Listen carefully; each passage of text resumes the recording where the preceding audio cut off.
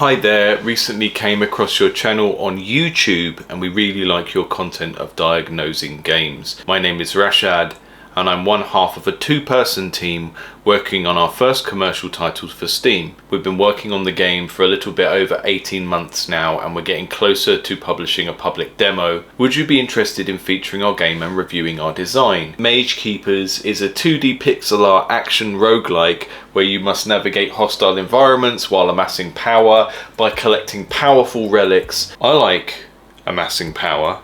I like collecting powerful relics too. Those are two of my favourite things in the whole world. So our inspirations are Risk of Rain, Hades and Binding of Isaac.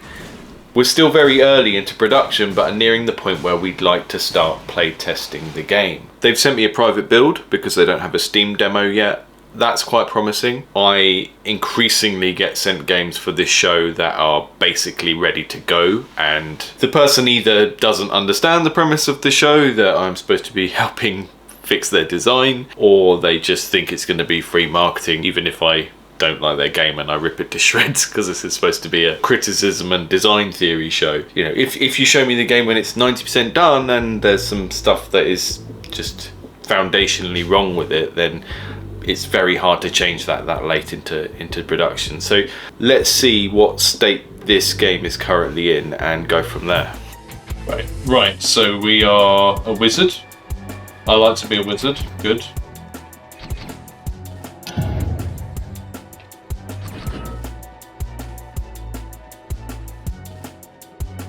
We've got a sort of teleport dodge with the spacebar.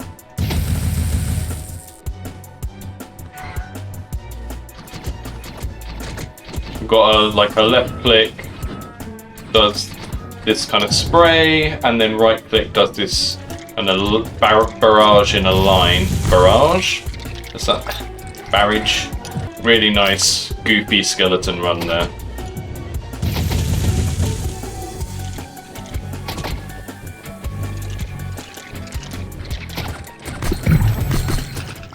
Seeing lots of nice enemy variation already, and they seem to move and behave quite differently from each other, which is nice.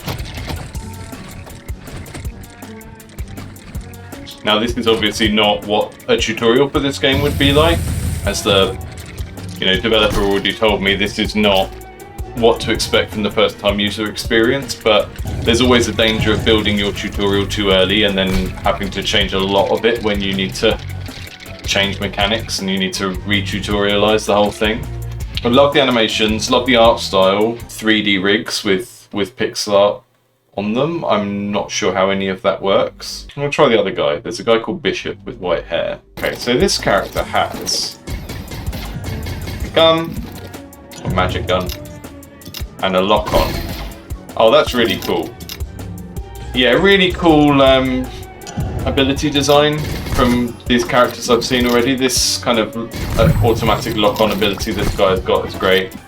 And then he's got an ability on F that I haven't tried yet. What does it do? Oh, okay, cool. My first kind of gut feeling, criticism, if you can call it that, is the camera feels a bit close. Every time I move, the camera is moving. It's kind of locked to me in the middle. It's not a case of, oh, the camera's covering a much bigger space, and when I walk and get close to the edge then the camera moves. The camera is just moving with me constantly because the proportion of the level that's on screen at any one time is quite small. And I don't know if the way the camera is set up is a deliberate decision that the devs have made, or if it's more to do with, aesthetics and wanting to show the art up close. But if this is built in a 3D framework, there's nothing to stop you kind of zooming in at certain points but then pulling the camera back out. The game would be easier to play because I could see more of where I'm going. So I stayed in that first area for a long time, not knowing I could get out of it. Oh. I'm going to keep alternating between the two wizards. I think I prefer that second one. So far, I'm pretty impressed. Okay, you can walk with shift. Buy heroes pauldron. Okay, that's coins. Buy a bludgeoner. I can't work out how to open those chests though.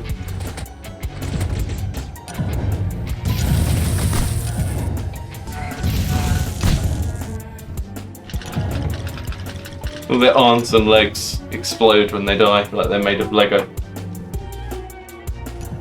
Right, the thing I'm missing is any information on how to collect the gold. And that's stopping me from accessing the items at the moment, which is a shame. Give me the loot! Give me the loot! Mending slug. Portable back to tank, whatever that is. I think the way that this mini-map draws feels a bit strange because there's no sense that there's something here. If you think of like a fog of war on a RTS game, you can see there's something there, you just can't see what's in it yet. This is kind of, feels a bit strange. I really like a lot of elements of this game. I think the visuals and the animation are fantastic. I think the differences between the first two characters I've been given to play, how they feel as they move around and shoot and use their abilities, feels good. I have no doubts that the developers of this game are more than capable of coming up with however many other characters and abilities and items they need to do to make a game like this work. There are a couple of things to do with the overall rhythm of the game that I find are not working for me. I'm not sure if they just keep coming in this or if you do have those moments of where everything's clear. One of those is just that there is no downtime. I want there to be clearer points where I feel like I've cleared the area, because it's a big level that's not subdivided like a Binding of Isaac level or a Hades floor. It feels like there isn't a point where I've cleared a whole space, and I would rather have more points where, you know, I kill 6 enemies or 10 enemies or whatever, and then the game stops attacking me until I move to the next place. There's just no point at which I'm not under attack after I press start. And that might be a design decision that you want to stick by if this is kind of meant to be a Vampire Survivors kind of thing, but it will severely limit the size of the audience for this game because it makes the game considerably more hardcore. I've just played it for about half an hour in one go, only stopping when I die, and my hands from using the keyboard really hurt. And that is really just that there is no downtime, and you know, you've got the shops in the same places as the fighting and all of this going on. So I think it needs to be a bit kinder on the player in terms of just giving them moments to rest, so that there's some kind of downtime, which a lot of those games have. They have a moment to take a rest because you need it in a game like that where you are concentrating very hard on not dying. Gold collected 98 that time. I'm very focused on the gold at the moment. Give me the loot! Give me the loot! Give me the loot! Give me the loot! Give me the loot! Give me the loot! Give me the loot! Give me the loot! The other thing that came up multiple times when I was playing was I just felt like I fell into a pattern of running away and shooting while I was running away, and there was nothing to incentivize me to do anything other than that a lot of the time. Because this is primarily shooting and not melee attacking, this kind of situation is just sort of encouraging me to kite like this. They refer to this sort of thing as a degenerate strategy, which is like when you've got a strategy, in this case just running away, that just seems better than anything else you can do, and then people stop feeling like they've got any choice and they have to do that thing because it's what's best. Less of there being a real skill involved and more how well can I concentrate on running away and shooting and running away and shooting.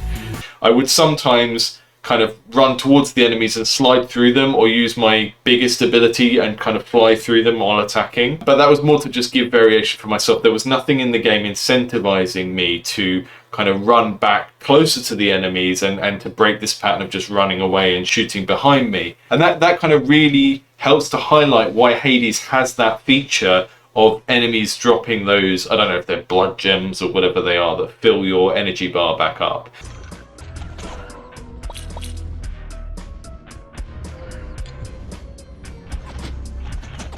What that does is when you take out an enemy, there's now a point on the map that you're incentivized to run over and touch. And that means that if you have a strategy that is just running around the edge and trying to stay out of the fray, you now have these split-second decisions to make of, do I play it safe or do I go for the higher risk reward and run back in there to pick up that thing? That's what that feature achieves, and At the moment in this game, we do have enemies are dropping stuff constantly. They're dropping coins, but the coins just automatically go to you. And I think by having that automatic collection of things, instead of the need to run around and pick stuff up off the floor, what's happening there is you are incentivizing a type of play that is more likely to get players bored more quickly. There isn't anything creating a reason to dash in there and have to have competing priorities. I think enemies dropping stuff on the floor in the middle of a battle is a good mechanic and encourages a more interesting style of gameplay than having automatically picked up treasure that just flies towards you like this. I got killed by a baby. I got killed by a baby. Disgraceful.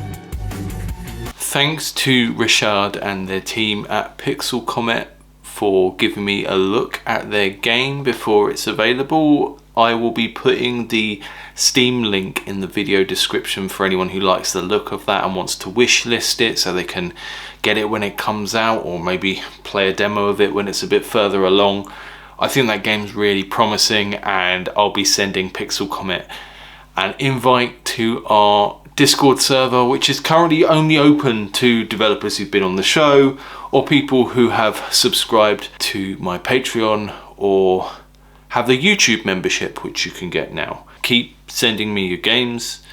I am always interested to see stuff when it's not too far along. If a game's already at a stage where it's basically 90% finished and it's already got a public demo, I do review games like that sometimes, but I do them in my Steam demo roundups, which are much shorter reviews that are less focused on giving design feedback like this one was. Now I am gonna go and rest my fingers because they are absolutely busted from playing that game for 45 minutes. Look after your hands.